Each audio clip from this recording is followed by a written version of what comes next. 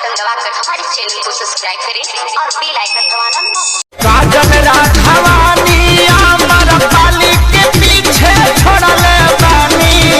ओही रे ओढ़ानी अमर तीन जिला के छोड़ले बानी आरा छपा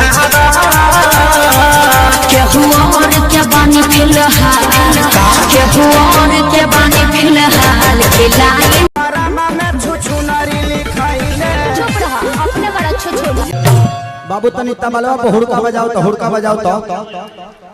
आओ अरे कि मुआनी ए बाजी मुआनी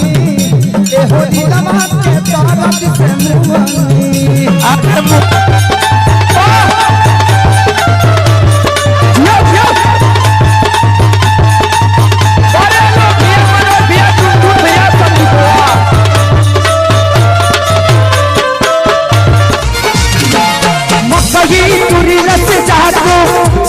छुट्टा चले रिया